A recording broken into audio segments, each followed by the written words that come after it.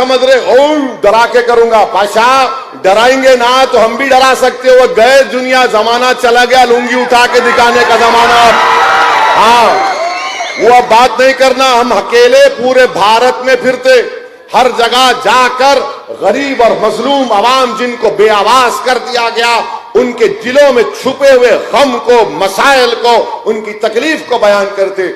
मगर बीजेपी के पास कुछ भी नहीं है। सर्जिकल स्ट्राइक करते करते है। अरे वहां चीन पे कर बाबा, इसको भी लिख जाओ, इसको भी ले जाके दिखाओ आपको। मन नहीं, क्या करेंगे? अरे इलेक्शन है, ये जमहूरियत में इलेक्शन है, मर वो निकालेंगे। अच्छा, एक और मौसूफ है, आकर उन्होंने बोल दिए मंजलिस को वोट दिए तो मुल्क के मफाद में नहीं है। क्यों पाशा? मुल्क तुम्हारे बाप का है, हमारा नहीं है। और हमारे बाप का मुल्क है ये, हमारे अब्बा का मुल्क है ये। कैसे है बोलो? कैसे हमारे अब्बा का मुल्क है? नहीं मालूम तो सुनो। अब सुनो, इसके बाद कल से फिर चर्चे होंगे अपनी बात का कि भोलकपुर में बोले बोले बोले बोले बोले बोले क्या करते कर लो, बैगन को बोलो, बोले बोले। अब्बा का मुल्क क्यों है? अब्बा का मुल्क इसलिए है कि हमारे अब्बा, आपके अब्बा, हमारे अब्बा के अब्बा के अब्बा के अब्बा के अब्बा को ऊपर तक हजरत आदम अलैहिस्सलाम को जब अल्लाह दुनिया में भिजाया तो हजरत आदम पहला कदम हमारे मुल्क में रखे। तो अब्बा की जमीन हुई नहीं हुई?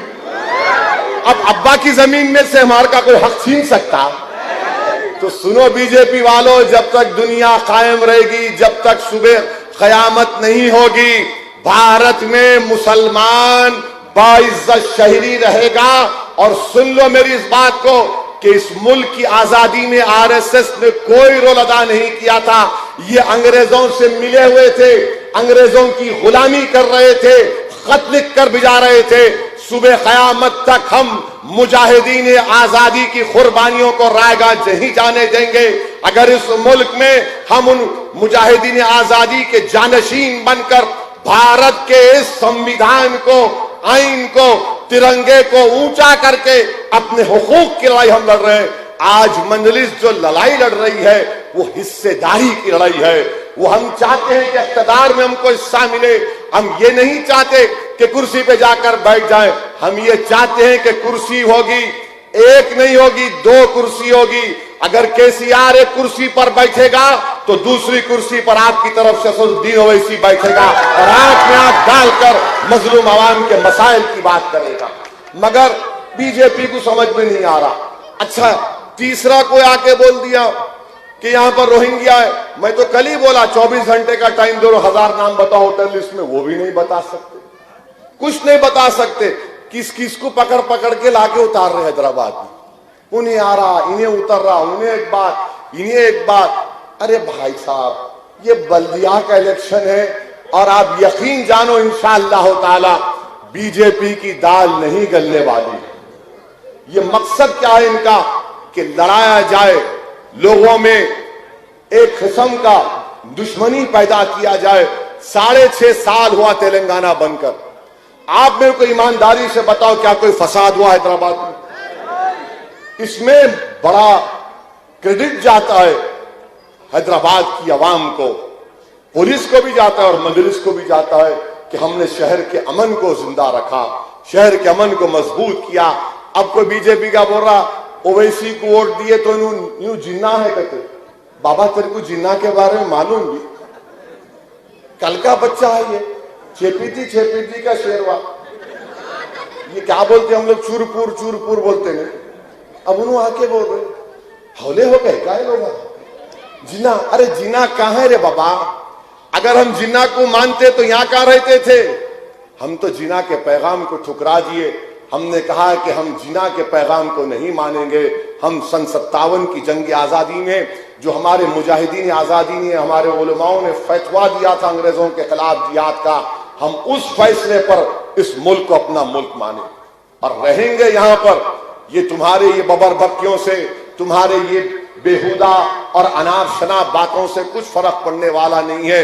मगर इनका फ्रस्ट्रेशन, इनकी बोखलाहट नजर आ रही है। बीजेपी ये नहीं बोल रही कि हैदराबाद को इतना अच्छा करेंगे। मैं एक ही सवाल करा मोदी से, तड़प गए लोग, ऐसा दिख रहा सीने पे सांप लौट रहा, कैसा पूछा है? क्या पूछा मैं कि भाई 2019 से अब तक आप हैदराबाद को कितना पैसा दिए बताओ। हैदराबाद में सैलाब आया, 100 साल के बाद बारिश हुई, कितना पैसा दिए? उसकी बात ही नहीं करेंगे। जहां पैसों की बात आ रहे, मोदी बोलते नेशनलिज्म की बात करो, 56 इंच की बात करो। मैं बीजेपी को चैलेंज कर रहा हूं, 29 तारीख को इंतखाबी मुहिम खत्म हो जा रही। मैं चैलेंज कर रहा हूं बीजेपी आरएसएस वालों को कि आप अपने बयानात में क्या 29 तारीख तक टेररिज्म नहीं बोल सकते? क्या आप पाकिस्तान नहीं बोलेंगे? क्या आप रोहिंग्या नहीं बोल सकते? क्या आप अपनी जबान पर ये 4-5 चीजें नहीं लाकर हैदराबाद की बात करो? ट्रैफिक का मसला है, रोड वाइडनिंग का मसला है, बच्चों के स्कूल का मसला है, लॉकडाउन जो मोदी ने लगाया, आपको मालूम, मैं शुरू से कह रहा था लॉकडाउन गलत है, इसका कानून में कोई जवाब नहीं है। लॉकडाउन की वजह से, नरेंद्र मोदी के गैर कानूनी लॉकडाउन की वजह से कितने लोगों की नौकरी चले गई? मालूम आपको, इनफॉर्मल सेक्टर में 10 करोड़ लोगों की नौकरी चले गई, 10 करोड़ नौकरी की, लाखों लोगों की तनख्वाहें कम हो गई। इस पर बात नहीं करेंगे बीजेपी बात करेंगे ओवैसी। यानी जो कोई भी गुफ्तगू शुरू होती है टीआरएस की, कांग्रेस की, बीजेपी की, मजलिस से शुरू होके दूल्हे भाई पे खत्म होती है। मैं मानता हूं इन सबका भाईजान मैं ही हूं, मगर वो मतलब नहीं भाईजान करे तो अलग निकाल देंगे, वो ने भाईजान। अब वो क्या क्या सोचते सोचने दो, मगर इनको सिर्फ एक ही बात, मैं आपसे कह रहा हूं कि 1 दिसंबर को आप मजलिस को वोट दीजिए, और इसलिए वोट दीजिए कि मुल्क को मजबूत करना है। मुल्क में जो दुश्मन है, जो मुल्क को कमजोर करना चाहते हैं, उनके खिलाफ आप मजलिस को वोट दीजिए। गोरखपुर की तरक्की के लिए मजलिस को वोट दीजिए। हैदराबाद के अमन को बरकरार रखने के लिए वोट दीजिए। हैदराबाद की इस गंगा जमुनी कंपोजिट कल्चर को मजबूत करने के लिए मजलिस को वोट दीजिए। और आप इस बात को जान लीजिए कि यह हैदराबाद है, यहां की उर्दू भी मुनफरिद है, यहां की उर्दू भी मुनफरिद है। आप जाकर कहीं पर, बिहार में कई मर्तबा हमारे लोग गए थे, वहां जाकर बोले नको नको नको नको, वो बेचारे बिहार के लोग बोले क्या बोले साहब, बोला इनू बोले नहीं। अच्छा वो सवाल।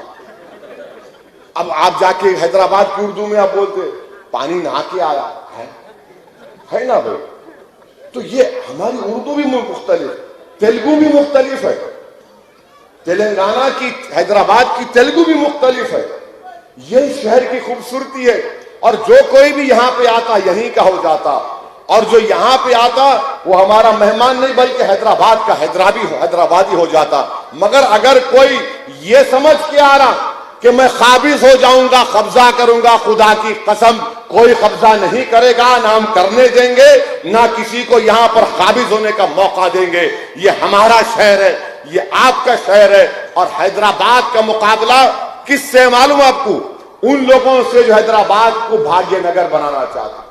तो हैदराबाद सारी दुनिया में मशहूर है, हैदराबाद में बाहर के ममालिक से इन्वेस्टमेंट आ रहा है, सॉफ्टवेयर की इंडस्ट्री में मशहूर है। ये लोग उसको उल्टा करना चाह रहे हैं। इसीलिए मेरी आपसे गुजारिश है कि 1 दिसंबर के दिन पूरे इत्मीनान और एतमाद के साथ अपना एक और मजलिस के हक में इस्तेमाल करिए।